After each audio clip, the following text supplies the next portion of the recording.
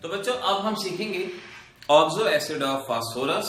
इनके बारे में जरा सीखते हैं और इनके बारे में कुछ बातें बताएंगे।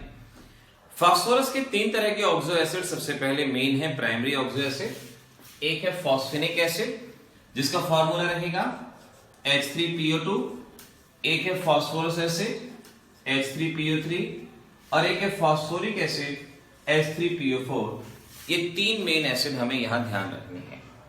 अब इनके बारे में अगला क्वेश्चन आएगा कि इनकी बेसिसिटी क्या होगी। बेसिसिटी का मतलब होता है नंबर ऑफ रिप्लेसेबल हाइड्रोजन, और आप देख सकते हैं यहां एक रिप्लेसेबल हाइड्रोजन है तो बेसिसिटी 1, यहां दो रिप्लेसेबल है बेसिसिटी 2, यहां तीन रिप्लेसेबल है बेसिसिटी 3। तो आपके एग्जाम का ये एक बहुत इंपॉर्टेंट क्वेश्चन है। H3PO3 और H3PO4 दोनों में सेम नंबर ऑफ हाइड्रोजन है लेकिन बेसिसिटी डिफरेंट है। आखिर ऐसा क्यों है? लिख लेना, both possess similar number of hydrogen but different basicity. Why that is so? The reason is because they possess different number of hydrogen attached to oxygen. यहां दो हाइड्रोजन है जो ऑक्सीजन से कनेक्ट है जो बाहर निकल सकते हैं, यहां तीन हाइड्रोजन है जो ऑक्सीजन से कनेक्ट है जो बाहर निकल सकते हैं।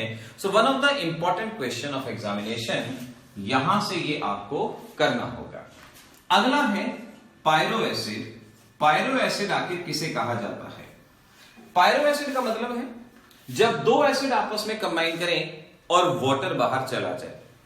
दो मॉलिक्यूल आपस में कंबाइन करें और वाटर अगर बाहर चला जाए तो बनने वाले एसिड को पायरो एसिड कहा जाता है। फॉर एग्जांपल क्वेश्चन आता है पायरोफॉस्फोरिक एसिड का स्ट्रक्चर क्या होगा। पायरोफॉस्फोरिक एसिड क्या है, उसका स्ट्रक्चर क्या है, बेसिसिटी क्या है।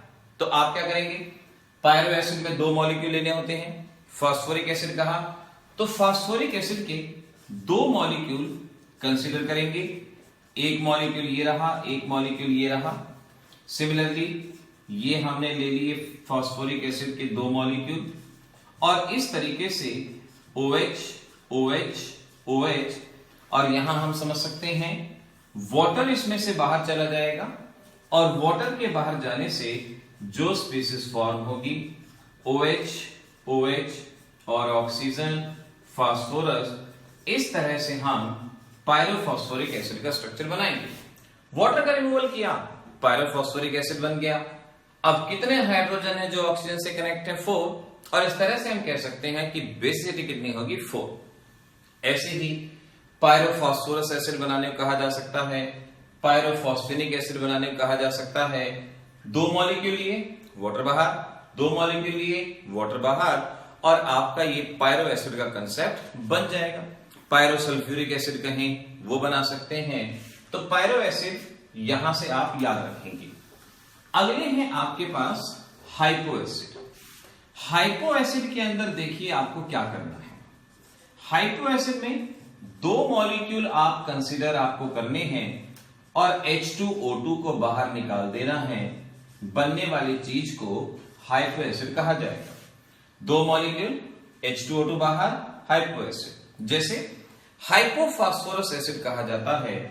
अब हाइपोफॉस्फोरस एसिड देखिए ऐसे बनाएंगे। ये है हमारे पास एक फास्फोरस एसिड और इधर ले रहे हैं दूसरा मॉलिक्यूल एक और फास्फोरस एसिड का, और इसमें से H2O2 बाहर चला जाएगा और H2O2 के बाहर जाने से जो बनेगा वो स्ट्रक्चर कुछ ऐसे होगा, इस तरह से दिखा सकते हैं, और इस स्पीसीज को हाइपोफॉस्फोरस एसिड कहा जाएगा। हाइपोफॉस्फोरस एसिड में से H2O2 बाहर चला गया तो फास्फोरस फास्फोरस बॉन्ड बन गया। दो हाइड्रोजन है ऑक्सीजन से कनेक्ट, तो बेसिसिटी कितनी होगी? 2। अगर आपसे कहें हाइपोफॉस्फोरिक एसिड बनाना है, हाइपोफॉस्फेनिक एसिड बनाना है, यू कैन प्रिपेयर, और उनकी बेसिसिटी इसी तरह से आप पता लगा सकते हैं, बना सकते हैं। तो इस तरह से ये तो बात थी कि कैसे हम बनाएंगे पायरो और हाइपो। अब सीख लीजिए मेटा एसिड। इसका एक इंपॉर्टेंट क्वेश्चन आपसे पूछते हैं। Meta acid is form by the removal of water molecule. एक मॉलिक्यूल में से वाटर बाहर चला जाए उसे मेटा एसिड कहा जाता है। एक मॉलिक्यूल जैसे H3PO4, अब इसमें से अगर मैं वाटर बाहर निकालूं, दो हाइड्रोजन एक ऑक्सीजन, तो ये बनेगा HPO3। HPO3 बनेगा तो इसे क्या कहेंगे, metaphosphoric acid. Metaphosphoric acid exam का एक इंपॉर्टेंट टॉपिक है, क्योंकि ये मेटाफॉस्फोरिक एसिड ऐसे नहीं एग्जिस्ट करता, ट्राइमर की फॉर्म में एग्जिस्ट करता है और इसका स्ट्रक्चर भी आपको बताना होगा। तो अगर आपसे कहते हैं मेटाफॉस्फोरिक एसिड, तो आप मेटाफॉस्फोरिक एसिड बताएंगे it exist as HPO3 whole thrice. कैसे इसका स्ट्रक्चर बनाएंगे सीख लीजिए। ये है आपके पास सपोज फास्फोरिक एसिड, हमने यहां लिया एक फास्फोरिक एसिड बनाया, ऐसे ही एक फास्फोरिक एसिड आप यहां बनाएंगे, H3PO4 है, ऐसे बनाया, एक OH इधर, एक OH इधर, एक OH, सिमिलरली एक OH, एक OH, एक और OH, 3 फास्फोरिक एसिड के मॉलिक्यूल आप कंसीडर कर लेंगे। 3 फास्फोरिक एसिड, OH H बाहर, वाटर बाहर जाएगा, कंबाइन हो जाएगा, OH H बाहर, वाटर बाहर जाएगा, H2O बाहर, कंबाइन हो जाएगा। तो ओवरऑल स्ट्रक्चर जो आपका बनना चाहिए कुछ इस तरीके से आप दिखाएंगे, oxygen phosphorus, oxygen phosphorus, double bond OH, double bond OH, इस तरह से आप मेटाफॉस्फोरिक एसिड का स्ट्रक्चर दिखाएंगे। तो आपको आज हमने पिछले वीडियो लेक्चर के अंदर नाइट्रोजन के ऑक्साइड्स के बारे में बताया था और यहां आपने फास्फोरस के ऑक्सो एसिड्स के बारे में सीखा, और यही प्रैक्टिस आपके मेंटेन होनी चाहिए। अगर आपसे पूछें इनमें से कौन सा स्ट्रॉन्गर एसिड रहेगा, तो जिसमें सेंट्रल एटम का ऑक्सीडेशन नंबर ज्यादा है वही स्ट्रॉन्गर एसिड रहेगा। ये भी प्रैक्टिस आपकी मेंटेन हो जानी चाहिए। तो यहां पर मैं आपको क्वेश्चन देता हूं, आपने ट्राई करना है। सबसे पहले आपने बताना है इनमें से कौन रिड्यूसिंग एजेंट है, कौन ऑक्सीडाइजिंग एजेंट है और कौन दोनों की तरह एक्ट करता है।